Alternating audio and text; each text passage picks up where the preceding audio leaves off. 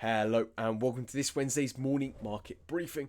Got a lot to talk about, but firstly, Germany rebuffs Emmanuel Macron on his statement around troops in Ukraine and tells Paris instead to supply more weapons, as well as that the Goldman CEO warns against getting overly confident of the US having a soft landing with its economic situation. We've got lots to talk about on the charts also, with lots happening on the economic calendar, but we'll come to that near the end, so make sure you stay around so you see that. Before we get straight into it though, make sure to subscribe. But the first article to talk about, of course, is on the topic of Germany and Emmanuel Macron. Now, German Deputy Chancellor has shut down the comments made by Macron on NATO troops being placed inside Ukraine, saying there was no chance of such a thing.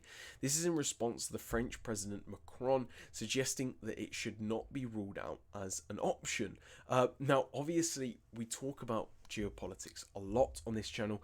We talk about events relating to world tensions a lot. So even if that's just basic politics, we're talking about the presidential election, of course, going on in the US, and also the kind of general election within the UK, and how all these kind of different events obviously affect world tensions, as world tensions massively affects markets. I mean, certain assets are basically based upon the levels of world tensions. If we just look at gold, for example, we can understand and we can look at these geopolitical events and directly see how heightened geopolitical tensions massively pushes gold one way or the other.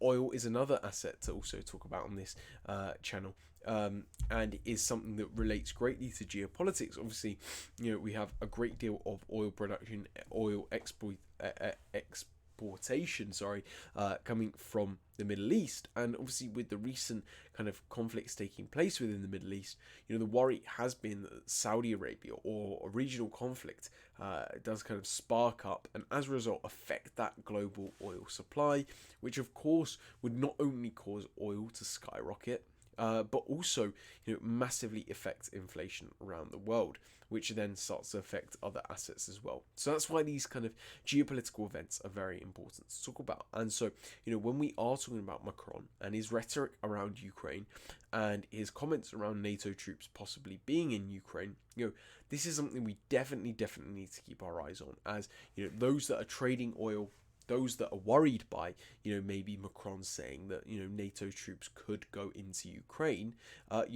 those investors may buy up or gold or other certain assets, safe haven assets, to protect themselves from, a future conflict financially. And that is why we're talking about this kind of thing. Now, obviously, this isn't the first time recently that we've spoken about Ukraine. Yesterday, even, we spoke about Sweden being admitted now into NATO as, another kind of event which raised world tensions. Prior to that, of course, we had the issues to do with, Sweden be admitted into NATO. And obviously, we've had, Hungary block aid to Ukraine from, the EU. And we've also had Speaker Mike Johnson, obviously, over in the US, which has kind of been meddling and messing up, any attempts at kind of getting through certain aid for Ukraine. So, all of this is really shaping up to be a very interesting picture for world tensions, and obviously that greatly affects markets as a whole, as we've previously spoken about and how we've just spoken about actually. So this is very, very important indeed to understand. Now the Deputy Chancellor did however say that it was they were pleased to see France was thinking about increasing its support for Ukraine, but ultimately France must keep to supplying weapons. All this talk comes at a time when Western nations look for ways to better support Ukraine, whilst Ukraine deals with an ammunition shortage, and risks of escalation are very high, of course. And that's always the key worry, that should this conflict escalate, should it spread across Ukraine's borders into Belarus?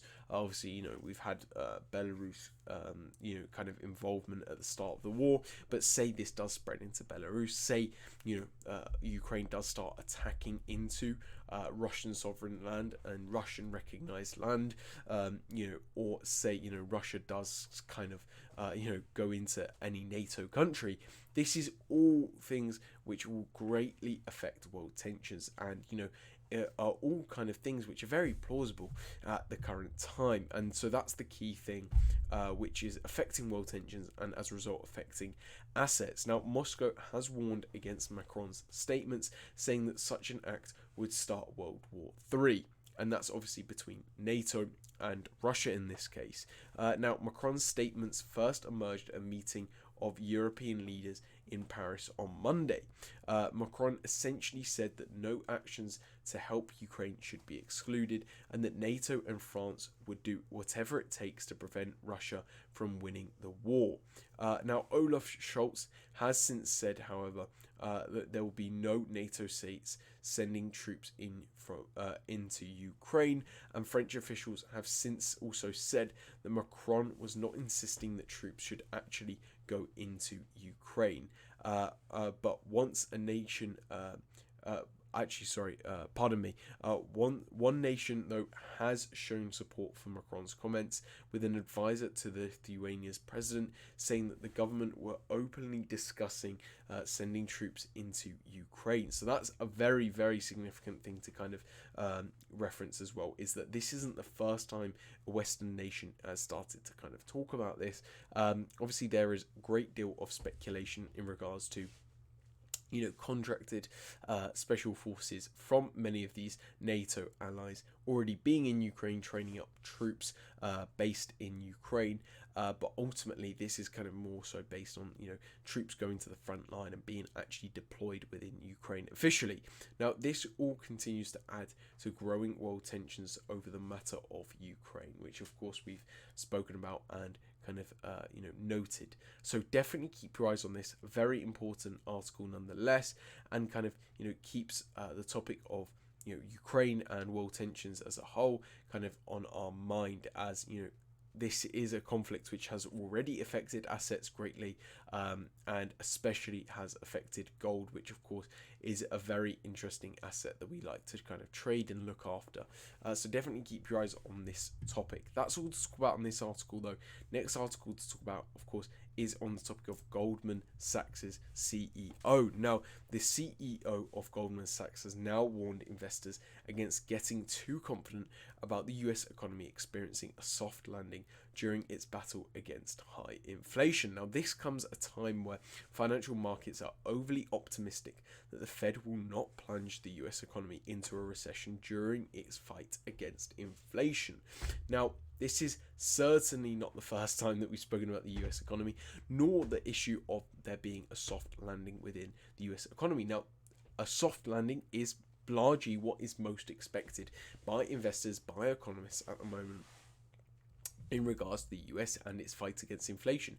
As we've spoken about many times, the Fed has risen interest rates to highs not seen for many years, 20 years, let's say, in an effort to deal with all-time highs for inflation for a very long time. And ultimately, whenever we kind of see this kind of monetary policy taking place, one would expect certain metrics of an economy, such as unemployment, to actually go up as a result of higher interest rates hurting businesses more and forcing businesses to start laying off workers. However, we haven't really seen that take place within the US just yet, and as a result, certain economists, certain investors most certainly have started to kind of price in and believe that the US economy is sure for a soft landing. That meaning not taking the hard brunt of increasing interest rates, and instead just easing itself into a position of going back into normal kind of economic conditions, basically, where inflation's low and so is unemployment. But ultimately, what we're hearing here from David Solomon, the Goldman Sachs CEO, is that basically we shouldn't be too overly confident on the topic of the US experiencing a soft landing in regards to its economic situation. And this is very important to kind of understand, as I think most recently, as we've kind of spoken about on the charts already, markets have kind of been very optimistic in regards to both inflation data as well as, unemployment data and that kind of thing. And all of this has kind of pointed towards a more optimistic view and bullish view in regards to the US stock market. And as a result, we've seen US equities skyrocket, ending off last year and coming into the new year, really. And so I think this is some very important rhetoric at a time where we've experienced such overwhelmingly optimistic rhetoric in regards to the US economy. I mean, many economists have already noted, of course, as we've spoken about many times, that the US economy is a bright spot within the global economy. So that's something that's definitely important to keep on your mind. Now, his thesis is largely based off the view that there is a higher level of uncertainty to the matter at the moment due to remaining inflationary pressure and geopolitical risks. And that's once again coming back to the topic of geopolitical risks, which is why we talk about it so much. It really does affect markets more than you would expect, and is something that we consistently need to return to and understand. Now, the fears of a hard landing for the US economy has so far remained low due to unemployment remaining low despite the Fed raising interest rates from near zero to the current 22-year high. Now, recent data has also forced markets to push back their expectations of rate cuts from 6 or 7 to this year to now 4 this year.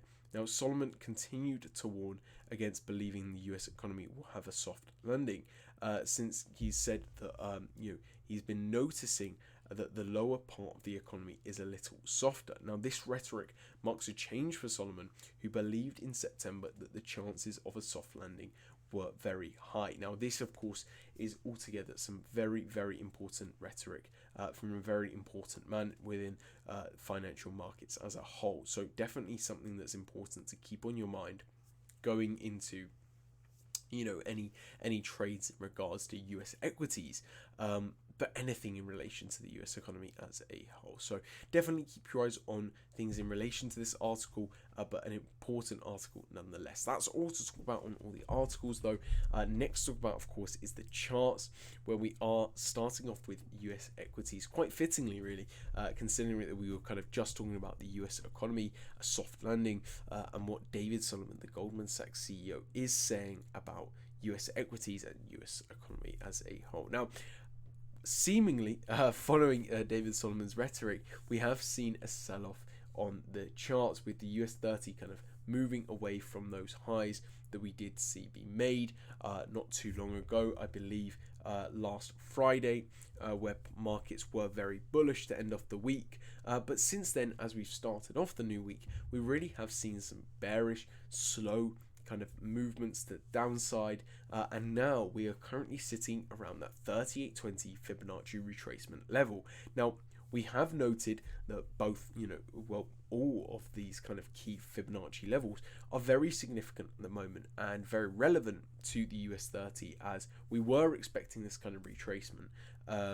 And so we were kind of looking for these key levels which price could come down to. Now, the 3820, well, that is a level which lines up with this all-time high, this previous all-time high. So, we know that there's going to be some bullish support in there. Below that, of course, we have the 50%. That also lines up with, that previous all-time high and, two other kind of highs. So we know a good amount of liquidity is also going to be in there for the buy side. And furthermore, the 6180 lines up with that all-time kind of liquidity level, which has kind of provided a great deal of bearish resistance before for the US 30, and now could definitely serve as some bullish support. So that is the current situation on the US 30, and the question really is then, which kind of level will price react to and move to the upside from? Obviously, US economic data is very important when we're looking at US equities, but that said, the US 30, the US 500, and all these kind of other US indexes have all been very resistant so far to interest rate hikes by the Fed. So keep that in mind as well. But definitely keep your eyes on these key Fibonacci retracement levels. Very important indeed. The dollar is next to talk about though, where once again we're not seeing too much happening. Obviously, price is currently situated around some very key Fibonacci, not key Fibonacci levels, but some key liquidity levels, some key support and resistance levels, as I've got noted here. Obviously, I wish I had my RSI up to kind of show you guys what could also be the situation on the RSI, but what we're currently seeming to have at the moment is kind of this period of consolidation, this period of lack of momentum, where price is really just looking for where it can go, and we'll be waiting, I guess, for that action to take place. So definitely keep your eyes on the dollar. Some important, dollar news this week, some important US economic data this week, and today, which all will be pushing the dollar one way or another. And still on the topic of the dollar, we have Euro USD, which of course is very important to talk about and reference, which, obviously mirroring the dollar, is continuing to stagnate and is kind of holding around this key liquidity level, which we did note yesterday. So what will be interesting to see is, if this liquidity level is very significant, we could definitely see price move away to the downside, sell off from that area. But if we're not seeing that, kind of bearish strength, and we're actually seeing, a lot of bullish sentiment once again return back into euro, as a result of, maybe some new economic data, we could definitely see price run all the way up to these all-time, not all-time, but recent highs on the euro, which kind of mark the top of the market for just now. If we were to mark out the bottom and the top of the market, we would kind of be looking at those two levels, and that's the the kind of range which price has been operating in. So should price break above that, we've definitely got a lot more upside potential. So definitely keep your eyes on all of that for now. Next talk about though is pound yen. Obviously, still involved in this trade. A little annoyed, to be honest, now that I hadn't got out when it did come up to this level, very, very close to this, my take profit. But ultimately, I was trying to make sure that we are abiding by the rules in relation to, the Fibonacci retracement tool, which is why I kind of let it be. And, at the moment, what we're seemingly, what we're kind of seeing is, a kind of slowdown on the charts. A bit of resistance has been encountered, and as a result, we're kind of still rallying to the upside, I guess, but with a great deal of of slowing momentum. And what will be important to see is whether we start making these lower highs. So whether we start making this kind of head and shoulders pattern, which obviously is going to give us a very much bearish signal. So definitely keep your eyes on pound yen.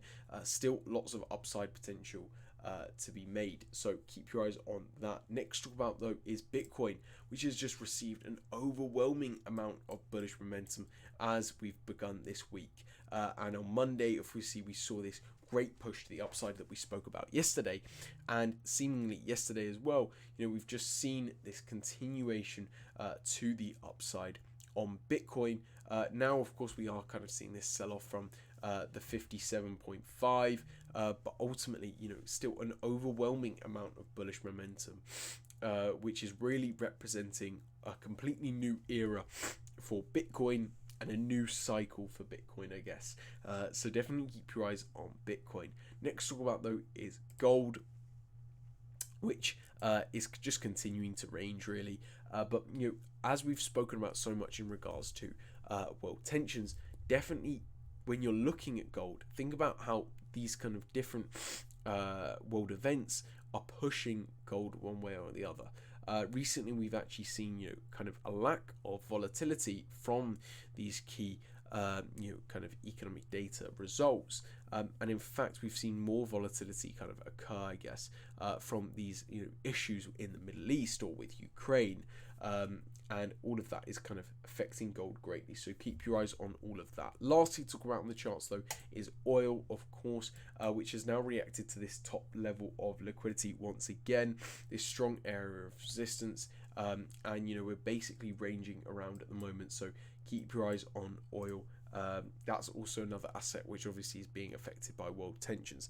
That's all to talk about in the charts, though. Lastly, to talk about, of course, is the economic calendar, where we do have quite a bit of data coming out today. And to begin with, we are talking about the Eurozone. Now, Italian and Spanish business confidence figures will be released today, as well as the Eurozone and Italian consumer confidence figure. Followed by that, in the US, we're getting the mortgage applications data, followed by the US's GDP growth rate figure. So two key US pieces of data, which, as I spoke about before, will be greatly affecting the chart. So keep your eyes on that. As well as that, we're having one Bank of England official doing a speech today. Fed the Bank of England official man. Obviously, she's more of a hawkish figure within the Bank of England. Voted for an interest rate raise last time, so definitely listen out for her rhetoric. Very important indeed. Next to talk about is next piece of data we're getting, not piece of data but kind of news event, is we are getting numerous Fed official speeches as well, so some very important names in there. And finally, we're getting the Japanese industrial production figure and the retail sales data. So lots of data to look out for, lots of news to look out for. We've got lots on the articles, lots on the charts, and lots on the economic calendar. That's all from us at Wildwood Capital. Hope you have a great trading day and a great week, but I'll see you tomorrow. See you later.